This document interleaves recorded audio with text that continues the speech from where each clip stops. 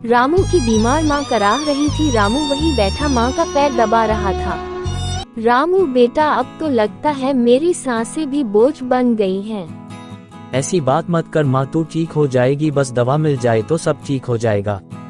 जी, चूल्हे में बस थोड़ी सी लकड़ी बची है, दाल तो चढ़ा दी है पर सब्जी नहीं है घर में।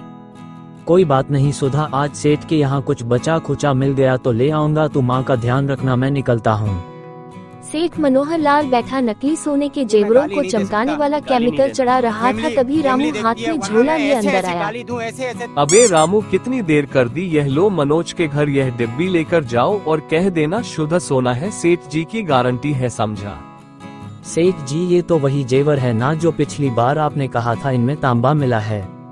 अबे ओ फतेहाल, झोपड़ी में रहने वाले बहुत सवाल करने लगा है तू। तेरी माँ का इलाज कौन कराएगा, तेरी बीवी को खाना कौन देगा, चुपचाप जो कहा है वही कर। रामू आंखें नीची कर वह डिब्बी लेकर बाहर निकल गया। उसके भीतर कुछ टूट रहा था, कुछ खोल रहा था। गांव के चौपाल पर कुछ आदमी इकट्ठा थे, चर्चा हो रही थी। हरिया काका के बेटे की शादी थी जो सिर्फ इसलिए टूट गई क्योंकि सेठ के दिए गहने नकली निकले, पर कोई सेठ के खिलाफ बोले भी तो कैसे, वो तो सरपंच से भी ऊंची पहुंच वाला है। एक दिन रामू अपना काम खत्म करके घर की ओर जा रहा था। अरे बेटा, कोई मुझे पानी पिला दे, कोई है क्या यहाँ पर, कोई मेरी मदद कर दो। लगता है आसपास कोई घायल व्यक्ति पड़ा हुआ है, मुझे देखना चाहिए, इतनी करुणा आवाज किसकी है। रामू देखता है कि वहाँ एक साधु घायल पड़े हुए हैं। साधु महात्मा, आपको क्या हुआ है, आपको यह चोट कैसे लगी? मुझ बूढ़े साधु की मदद करो बेटा, अब मैं बूढ़ा हो गया हूँ, ठीक से चल नहीं पाता हूँ। यहाँ से गुजर रहा था तभी एक पत्थर से टकरा गया और गिर गया, तभी से उठने की कोशिश कर रहा हूँ लेकिन उठ नहीं पा रहा हूँ। ठीक है साधु महात्मा, मैं आपकी सहायता करता हूँ। मैं पहले आपको थोड़ा सा पानी पिला देता हूँ, फिर आपको अपने घर ले चलूंगा और जो भी मेरे पास रूखा सूखा भोजन है आपको अवश्य खिलाऊंगा। रामू साधु महात्मा को पानी पिलाता है और फिर सहारा देकर उन्हें अपने घर की ओर ले जाता है। सुधा, घर में कुछ खाना है तो ला कर दे दो साधु बाबा को। जी, घर में तो सिर्फ 2 सूखी रोटी बची है, वह भी मैं आपके लिए रखी थी। कोई बात नहीं सुधा, वह 2 रोटी साधु महात्मा को दे दो। पर आप क्या खाएंगे जी? अरे सुधा, मेरी फिक्र छोड़ो, मैं तो पानी पीकर भी रह लूंगा, पर साधु महात्मा बूढ़े हो गए हैं, उन्हें भूख बर्दाश्त नहीं होगी। फिर सुधा ने साधु महात्मा को 2 सूखी रोटियां दे दी। बेटा, तुमने अपने हिस्से का खाना मुझे दे दिया और तुम भूखे ही रहोगे, तुम क्या करते हो बेटा? साधु बाबा, मैं बहुत गरीब हूँ, एक सेठ के यहाँ नौकरी करता हूँ, उसमें थोड़ा बहुत जो कुछ भी मिल जाता है वही खिलाकर अपना परिवार का पेट भरता हूँ। चिंता मत कर बेटा, तेरा भाग्य अवश्य बदलेगा, तुम जैसे दयालु बच्चे जीवन में बहुत आगे बढ़ते हैं। साधु बाबा ने अपनी झोली से एक चमकदार हीरा निकाला। वह चमकदार हीरा देखकर रामू की आंखें चकाचौंध हो गई। ये देखो, इसे कोई साधारण हीरा मत समझना, ये देखने में बिल्कुल छोटा है लेकिन ये बहुत काम का चीज है, इसे अपने पास रखो। साधु बाबा, मैं भला इस हीरे का क्या करूँगा, मुझे तो बस अपने परिवार के लिए 2 वक्त का भोजन चाहिए, मैं उसमें ही प्रसन्न हूँ। बेटा, इस हीरे को जमीन में दबा देना और देखना कुछ दिनों में हीरों से लदा हुआ एक सुंदर सा पेड़ उग जाएगा, फिर तुम इन हीरों का व्यापार भी कर सकते हो। क्या सचमुच बाबा ऐसा संभव है? मैं आज तक हीरे का पेड़ के बारे में नहीं सुना। बेटा, तुमने मुझे भोजन खिलाया, मेरी सहायता की, इसीलिए मैं तुम्हें आशीर्वाद के रूप में ये हीरे का नन्हा बीज देता हूँ, निश्चय ही यह तुम्हारे बहुत काम आएंगी। मेरे पास तो जमीन ही नहीं है, मैं भला इस हीरे के बीज को कहाँ लगाऊंगा? अगर कहीं इधर उधर लगाया तो लोग इस पेड़ को नोच लेंगे। तभी रामू को एक योजना सूझी। रामू अगले दिन जब काम पर गया तब उसने सेठ से अपने मन की बात कही। सेठ जी, मुझे आपसे कुछ जरूरी बात करनी है, आप एक बार मेरी बात सुन लीजिए। देखो, अगर तुम मुझसे पैसे मांगने आए हो तो भूल जाओ, क्योंकि महीना खत्म होने से पहले मैं तुम्हें 1 रुपया नहीं दूंगा। सेठ जी, मैं आपसे पैसे मांगने नहीं आया हूँ, मैं तो बस आपसे कुछ बात करना चाहता था। ठीक है, बताओ क्या बात है, लेकिन जल्दी करना, मुझे बहुत जरूरी काम है, चलो जल्दी जल्दी बताओ अपनी बात। रामू सेठ जी को साधु की पूरी कहानी बताता है और उस हीरे के बीज के बारे में भी बताता है जो साधु ने उसे दिया था। सेठ जी, मेरे पास इतनी जमीन नहीं है कि मैं ये हीरे का बीज लगा सकूं, लेकिन अगर आप थोड़ी सी जमीन दे दे जहां पर मैं इस मिट्टी में दबा सकूं तो इसका लाभ आपको भी अवश्य मिलेगा। अच्छा, क्या सचमुच तुम्हारे पास हीरे के बीज है? पहले मुझे दिखाओ वह हीरे कहाँ है, कहीं तुम मुझे बेवकूफ तो नहीं बना रहे हो। रामू हीरे निकालकर सेठ को दिखाता क्या रे, है। भिख सेठ मंगिया? के मन में लालच भर जाता है। वह तुरंत क्या देख रामू रहा है? से बहुत प्रेम से बातें करने लगता हाँ? है। हलवाई क्या? अच्छा ठीक है रामू, तुम क्यों परेशान होते हो? तुम इतने समय से मेरे पास काम कर रहे हो, मैं अवश्य तुम्हें थोड़ी सी जमीन दे देता हूँ। सेठ ने आंगन की ओर इशारा किया। देखो वह अच्छी जगह है, वहाँ पर तुम अपना हीरा लगा सकते हो। रामू सेठ की बात सुनकर बहुत खुश होता है। वह जल्दी से सेठ के आंगन की तरफ जाता है और वहाँ पर मिट्टी खोदकर उसे तुरंत हीरे को दबा देता है। अब साधु बाबा के कहे अनुसार जब हीरे का पेड़ बड़ा हो जाएगा तब मैं इसका व्यापार करूंगा और इसका लाभ सेठ जी को भी मिलेगा। कुछ ही दिनों में वहाँ पर सुंदर हीरे का पेड़ लग जाता है। घना पेड़ और उसे पर लटके हुए हीरे देखकर सेठ और उसकी पत्नी दोनों बहुत आश्चर्यचकित होते हैं। देखो कितना सुंदर पेड़ है, अब मैं हीरे को तोड़कर व्यापार करूंगा। अरे लेकिन इसका फल तो रामू को मिलना चाहिए, क्योंकि हीरे का बीज वही लेकर आया था। तो क्या हुआ, ये जमीन तो मेरी है, कौन मानेगा कि हीरे का बीज रामू लेकर आया था? लेकिन आप ऐसा नहीं कर सकते। रामू ने कहा था कि आप दोनों लाभ के बराबर अधिकारी होंगे और आप इस पेड़ पर अपना हक जमाना चाहते हैं। मैं कुछ भी करूं तुम्हें इससे क्या? तुम्हारे जीवन में तो कोई कमी नहीं है ना, कुछ और चाहिए तो मुझे बता देना, बस मेरे काम के बीच मत बोलो। कुछ देर बाद रामू पेड़ के पास आता है और देखता है कि पेड़ काफी बड़ा और सुंदर हो गया है। उस पर हीरे लगे हुए हैं। अरे वाह, ये पेड़ तो इतना सुंदर हो गया है और इस पर हीरे भी लग गए हैं। एक हीरे तोड़कर देखता हूँ। तभी वहाँ पर सेठ आ जाता है। सेठ जी, मैंने कहा था ना, देखिए ये कितना सुंदर पेड़ हो गया, अब हम दोनों इसका लाभ ले सकते हैं। हम दोनों कौन? ये पेड़ मेरे आंगन में है, इसलिए इस पर केवल मेरा अधिकार है। तू निकल जा यहाँ से। सेठ जी, यह आप कैसी बातें कर रहे हैं? मैं तो आपको सब कुछ बताया कि कैसे मैं हीरे के बीजों को साधु की मदद करके प्राप्त किया था। दुष्ट अपने मालिक को उल्टा जवाब देता है। रुक जा, मैं तुझे अभी बताता हूँ। मुझे क्षमा कर दीजिए सेठ जी, मुझे कुछ नहीं चाहिए, मुझे छोड़ दीजिए सेठ जी। बेचारा रामू वहाँ से रोता बिलखता हुआ वापस चला जाता है और घर जाकर खूब रोता है। अरे दुनिया में ऐसे भी लोग होते हैं क्या? मैं तो पूरा लाभ सेठ जी के साथ बांटने की बात करता था, फिर सेठ जी ने अकेले ही पेड़ पर अधिकार जमा लिया। अब तो मेरी नौकरी भी चली गई, अब तो मैं कैसे अपने परिवार का पेट भर सकूंगा? रामू को इस बात से बहुत दुख पहुंचा। वह उदास मन से एक जंगल की ओर चल पड़ता है। जब वह जंगल के बीचों बीच पहुंचता है तब वह देखता है कि साधु महाराज वहां पर बैठे हुए हैं। ये देखकर रामू थोड़ा आश्चर्य में पड़ जाता है कि वही साधु महात्मा यहाँ फिर मुझे मिल गए। रामू बेटा, तुम यहाँ इस प्रकार भटक रहे हो। साधु बाबा, मेरे साथ अन्याय हुआ है।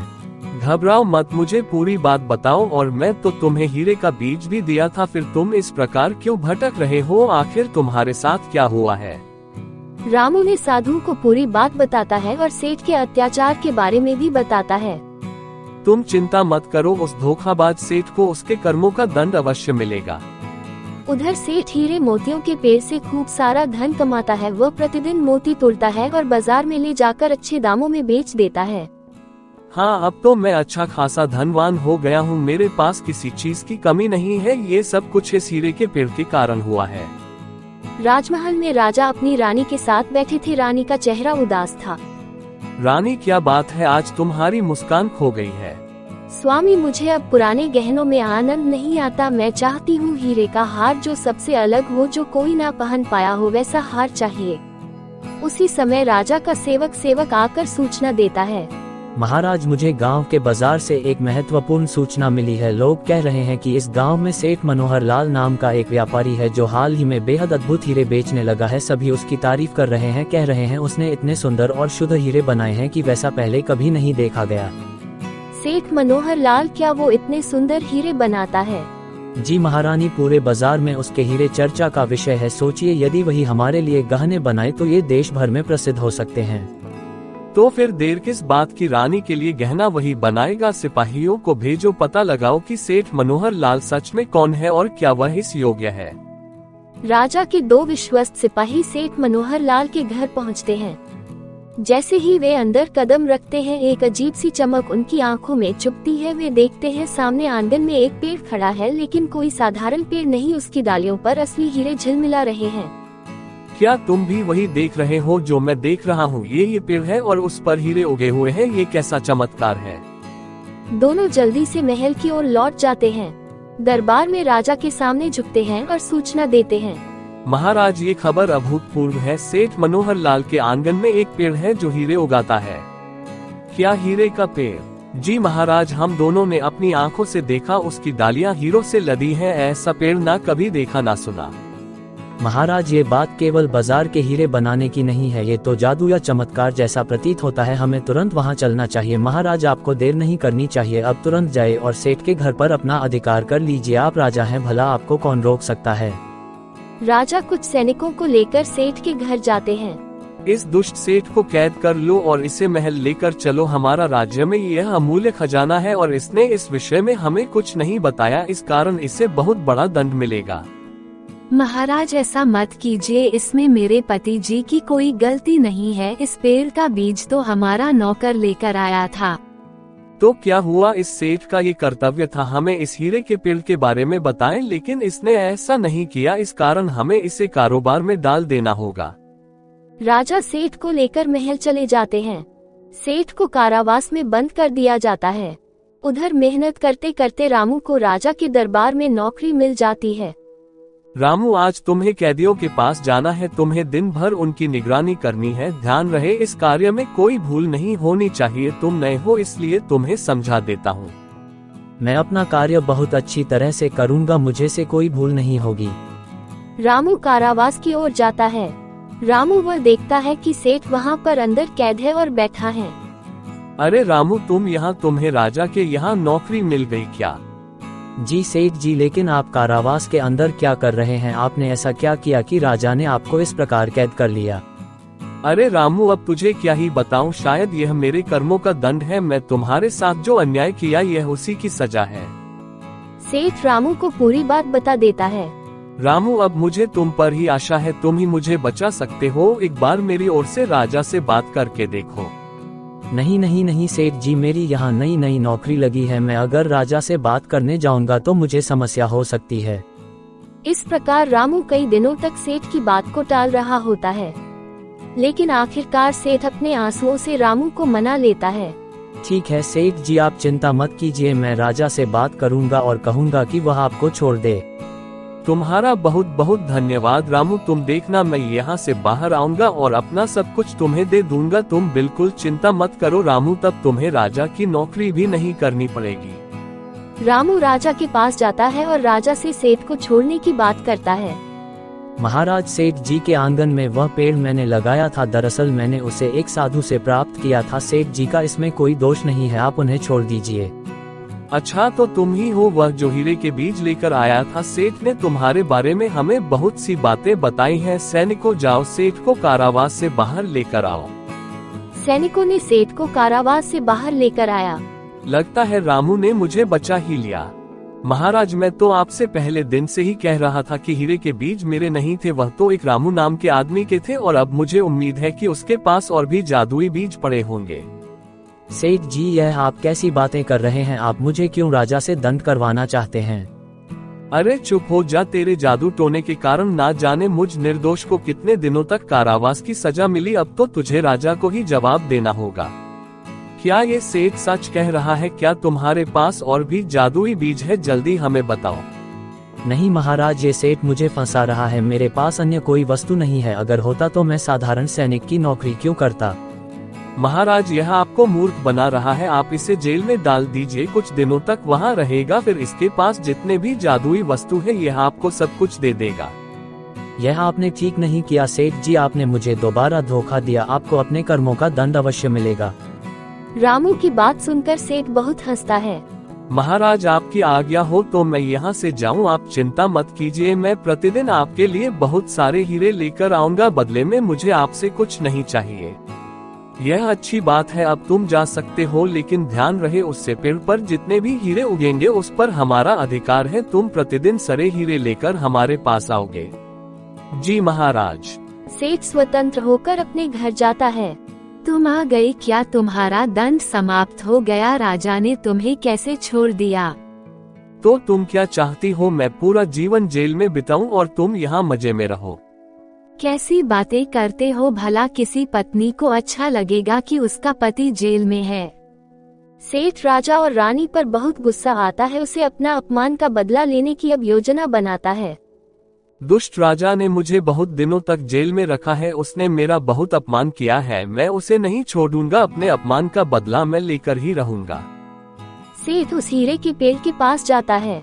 राजा ने इस हीरे के पेड़ के कारण मेरा बहुत अपमान किया है, अब इन्हीं मोतियों के कारण राजा को बहुत कुछ सहना पड़ेगा।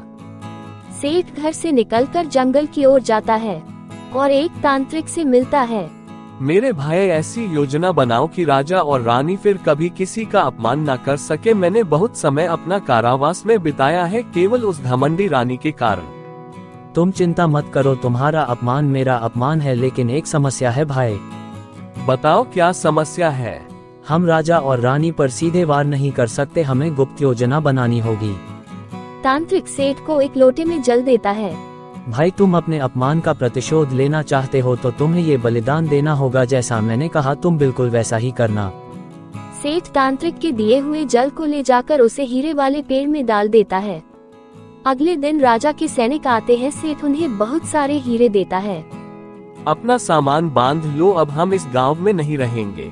ऐसा क्यों कहते हो जी, मैं अपना घर छोड़कर कहीं नहीं जाऊंगी। अरे मूर्ख, तुम कभी कोई मेरी बात क्यों नहीं मानती? जल्दी से अपना सामान बांधो, क्योंकि हम यहाँ अधिक समय नहीं रह सकते। सेठ और उसकी पत्नी अपना सामान बांधते हैं और चुपके से वहाँ से निकल जाते हैं। उधर राजा के सैनिक हीरे लेकर राजा के पास पहुँचते हैं। रानी उन मोतियों से सुंदर हार बनवाती है। अरे वाह रानी, इस बार तो आपने इस हीरे से बहुत सुंदर हार बनवाया है, ये तो आप पर बहुत ही अच्छा लगेगा, जरा इसे पहन कर दिखाए। रानी हार पहनती है, तभी राजा चिल्लाने लगता है, क्योंकि हार पहनते ही रानी पत्थर की हो जाती है। राजा की चीख पुकार सुनकर सभी कोई वहां आ जाते हैं। ये क्या महाराज, रानी तो मूर्ति बन गई, ऐसे कैसे हो सकता है? रानी तो हीरे का हार कितनी बार पहन चुकी है, लेकिन आज जो उन्होंने हार पहना तो पत्थर की हो गई। राजा तांत्रिक और ज्योतिषियों को बुलाता है। क्या आप लोग के पास कोई उपाय है जिससे रानी पहले की तरह हो जाए? आपके मुंह मांगे कीमत मिल जाएगी, बस आप लोग महारानी को ठीक कर दीजिए। महाराज, मैंने सारे उपाय करके देख लिया, लेकिन महारानी पर किए हुए जादू का तोड़ हमारे पास नहीं है। महाराज, आपके इस कारावास में रामू नाम का निर्दोष व्यक्ति दंड पा रहा है। मेरी यह इच्छा है कि आप उसे अभी छोड़ दें, मैं महारानी पर अपनी विद्या का प्रयोग करके उन्हें ठीक कर दूंगा। महाराज, उसने हीरे का बीज अपने दयालुता से प्राप्त किए थे, जब उसने मेरी सहायता की थी तब मैं उसे आशीर्वाद के रूप में दिया था। राजा ने अपने सैनिकों से कहकर रामू को जेल से निकाल देता है और सेठ को तलाश करके जेल में डालने कह देता है। हमें क्षमा कर दो रामू, हम तुम जैसे निर्दोष को दंडित किया और इसी कारण आज रानी का ये हाल हुआ। महाराज, यह अभिमंत्रित जल है, आप इसे महारानी की मूर्ति के ऊपर डाल दीजिए, महारानी पर किया गया सारा जादू समाप्त हो जाएगा। साधु महात्मा के दिए हुए जल महारानी के ऊपर डालते ही महारानी वापस ठीक हो जाती है। फिर रामू खुशी खुशी अपना घर चला जाता है और इधर सेठ को उसके कर्मों का फल मिलता है।